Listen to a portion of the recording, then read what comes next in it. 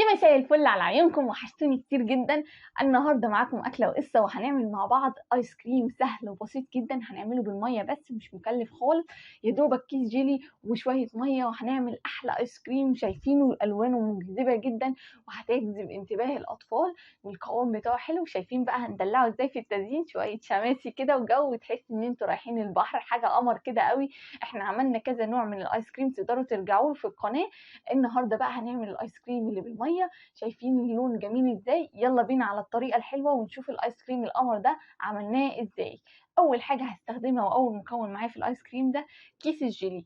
تقدري تستخدمي اي نوع كيس جيلي ولادك بيحبوا، في جيلي فراوله، في جيلي مشمش، جيلي مانجا، النوع اللي انتوا بتحبوه. انا هنا استخدمت النهارده ايس كريم المشمش. حطيت كيس من الجيلي المشمش وحطيت عليه كوبايه ميه. الميه دي بدرجه حراره الغرفه، لا هي ساقعه ولا هي سخنه، ميه عاديه خالص. حطيت عليه 3 معالق كبار من السكر، وده اختياري، ممكن تستغني عنهم وتستكفي بالسكر اللي بيبقى موجود في الجيلي او طعم السكر اللي بيبقى موجود في الجيلي، بس انا حبيت احليه شويه صغيرين.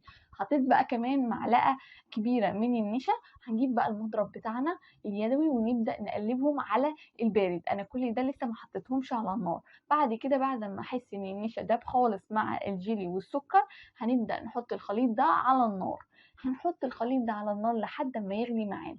اول ما يبدا يغلي معانا ويفور كده ويعمل فقاقيع ويتقل كمان معانا، هنبدا نطفي عليه النار. شايفين السهوله يا جماعه؟ خطوه سهله وبسيطه جدا، مش هتاخد من وقت كتير خالص، واللون بيطلع قمر قوي في اخر الفيديو. احلى حاجه في الايس كريم ده ان احنا مش هنحتاج نحط لون، احنا عندنا اساسا اللون اللي موجود في الجيلي.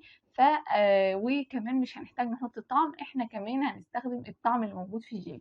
شايفين غلى معانا ازاي وبدأ يفور؟ هنبدأ نطفي عليه النار، وهنجيب الخليط الحلو القمر ده، وهو ده اول طعم عندنا في الايس كريم اللي لونه اورنج.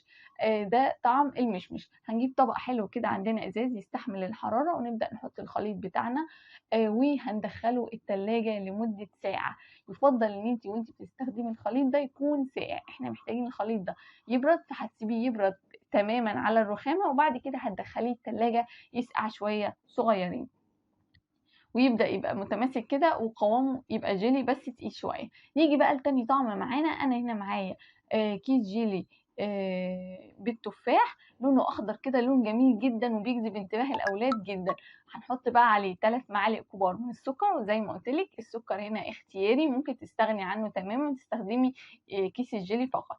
وهنحط معلقة كبيرة من النشا. وهنجيب بقى المضرب بتاعنا الحلو ده ونبدأ نقلبه. احكوا لي بقى انتوا بتحبوا تاكلوا الايس كريم عادة فين؟ انا عادة بحب اكل الايس كريم قوي بالليل كده، لما الدنيا تليل خالص اطلع البراندة بقى بالليل واحط الكرسيين كده، ومعاكي بقى ايه بولة الايس كريم بتاعتك، وقاعدة بقى متمزجة. ويا سلام بقى لو معاكي بقى إيه صاحبتك ولا معاكي حد بقى من اخواتك، تقعدوا بقى ايه تنموا على خلق الله وانتوا ايه قاعدين بتاكلوا الايس كريم. استمتاع. لا اكيد مش استمتاع ان احنا ننم على الناس بس، يعني استمتاع ان انتوا قاعدين بتحكوا كده مع بعض بقى في الهوا، وقاعدين بتاكلوا حاجه ساقعه، بتبقى جميله جدا. زي ما انتم شايفين كده انا قلبت على البارد زي ما عملنا في الخطوه اللي فاتت، وحطيته على النار لحد ما يغلي. اول ما يبدا يغلي ويفور معانا ونلاقي الخليط بدا يتقل معانا، هنطفي النار، وهيبقى ده الطعم التاني اللي احنا هنستخدمه. التاني رايحه فين كل ده ولسه ما عملتليش لايك؟ اعملي لي لايك قمر كده زيك، واعملي لي اشتراك في القناة لو حابة تتابعي لي كل وصفاتي، وتقدري تشوفي كل الوصفات الجديدة. لو عملتي علامة الجرس هيوصلك كل جديد. زي ما انتم شايفين كده انا جبت الطبق وحطيت عليه الخليط بتاعنا وهو سخن، وهنسيبه يبرد تماما وهنحطه في التلاجة. بعد بقى ما الخليط برد معانا، هنبدأ نعمل بقى الخطوة التانية. الخطوة اللي انا هعملها دي دلوقتي تقدري تعمليها في الخلاط، مفيش اي مشكلة خالص، بس انا حبيت اوريها لكم عشان كده عملتها بالبلندر. لكن انت تقدري تعمليها في الخلاط وهتطلع النتيجة احلى بكتير. هنجيب هنا كوباية ونص من المية، والمية دي ساقعة علشان احنا هنضرب فيها الكريم شانتيه. الكريم شانتيه لازم يتضرب بقى في مية ساقعة او في لبن ساقع. لو عندك لبن تقدري تستخدميه، لكن احنا الوصفة بتاعتنا النهاردة وصفة اقتصادية وموفرة، عشان كده هنعملها بالمية. معايا هنا نص كوباية من الكريم شانتيه، او كيس من الكريم شانتيه اللي بيتباع في السوبر ماركت، هتستخدميه كله ونجيب بقى المضرب بتاعنا او الخلاط بتاعنا، ونبدا نضرب الخليط بتاعنا لحد ما الكريم شانتيه يعمل فوم كده ويتقل معانا. لاحظ ان المقدار بتاع الميه ده ضعف المقدار اللي المفروض بنحطه في الكريم شانتيه، عشان كده القوام هيعمل فوم وهيتقل، بس مش هيتقل جامد، وهو ده اللي احنا عايزينه.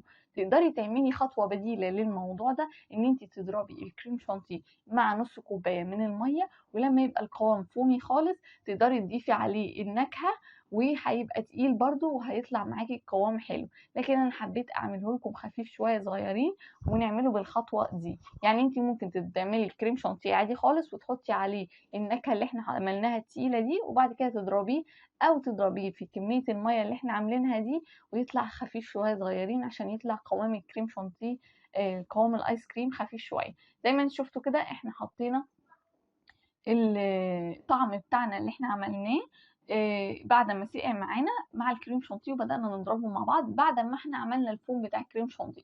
وخلاص كده، شايفين الايس كريم خلص ازاي بكل سهولة. هنجيب اي علبة نضيفة بتاعتنا، علبة التلاجة، ونبدأ نحط الخليط بتاعنا وهندخله الفريزر لمدة ليلة كاملة، مش اقل من ليلة يا جماعة، عشان تاخدوا القوام اللي انتوا هتشوفوه في الفيديو ده.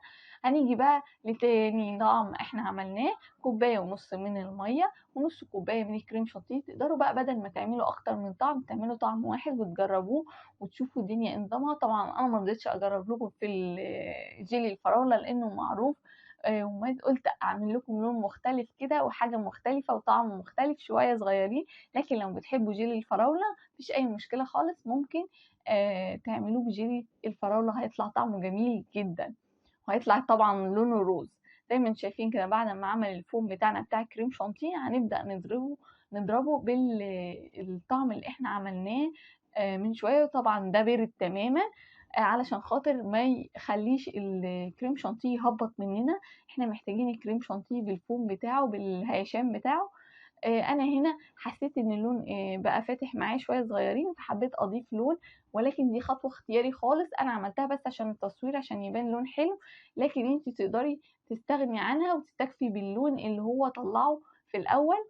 ده اللون الليموني كده، بيبقى نقطه من الاخضر ونقطتين من اللون الاصفر، زي ما تحبي. حابه تضيفي اللون مفيش مشكله، مش حابه تقدري تستكفي باللون الفاتح الاخضر اللي طلع من الطعم اللي احنا عملناه. هنحطه بقى في علبة التلاجة وهنسيبه لمدة ليلة. وتعالوا بقى نشوف شكله بقى بعد ما عدى ليلة كاملة ونشوف القوام بتاعه. هنجيب بقى بولة ايس كريم، تقدري تحطي البولة بتاعت الايس كريم دي في مية او تستخدميها على الناشف زي ما تحبي. انا هنا بدأت بقى ايه، زي ما انتم شايفين كده اعمل لكم بولة من الايس كريم. شايفين القوام بتاعه ايس كريم خالص، حاجة كده قمر كده وجميلة وسهلة وبسيطة. وكمان الطعم طالع هو طعم النكهة بتاعت الجيلي حلو قوي وجميل. جربوه في انتظار ارائكم وتعليقاتكم. زي ما انتم شايفين كده هيطلع قمر معاكي جدا، ولو عملتيه كمان في الخلاط هيطلع حلو قوي. هنبدأ بقى نعمل كذا بولة بقى من الايس كريم، ونقدر نزينه بأي حاجة. عندك صوص شوكولاتة ممكن تزينيه بيها، عندك شوية مكسرات ممكن تزينيه بيها، ما عندكيش خالص ممكن شوية اسمه ايه ده، فارماسي، او بسكوتة اللي احنا هنستخدمها بتاعة الايس كريم دي. بسكوتة بسيطة خالص وبتتباع في كل السوبر ماركتات ورخيصة مش غالية خالص، تقدري تستخدميها. او حتى تجيبي بقى البسكوتة بتاعة الايس كريم اللي بتتعمل في المحلات دي، وتحطي بدل ما تحطيها في بولة تحطيها في البسكوتة بتاعة الايس كريم، تطلع قمر قوي. شايفين ناشف ازاي معايا وقوامه تقيل جدا، عامل زي قوام الايس كريم بالظبط اللي احنا بنشتريه من بره. عشان كده قلتلك ان احنا هنستخدم الجيلي بس، ويعتبر الكريم شانتيه والميه، يعني مستخدمناش غير مكونين اتنين فقط في الوصفه دي. مكونات سهله وبسيطه جدا ومش مكلفه خالص، واللون طالع قمر قوي. شايفين اللون الاورنج طالع حلو ازاي، جميل جدا. زي ما انتم شايفين بقى نعمل البولات الحلوه القمر بتاعتنا متماسك وجميل. طبعا كل ده بعد ما فات عليه ليلة. لو حبيتي تعمليه قبل كده مش أقل من 6 ساعات، ولكن يفضل إنه ليلة كاملة علشان خاطر تاخدي القوام القمر اللي انت شايفاه ده، ويكون فيه المطة اللي انت بتجيبيها من المحلات. تعالوا نشوف كده. شايفين القوام بتاع الآيس كريم حلو ازاي. انا كده خلصت الايس كريم بتاعي، ودي طريقه التقديم بتاعتي، قدمتها في البولات بتاعتي وحطيت عليها البسكوت، وبالف هنا وشفا. يا رب الوصفه تكون عجبتكم. انتظرونا في وصفات اخرى. باي باي.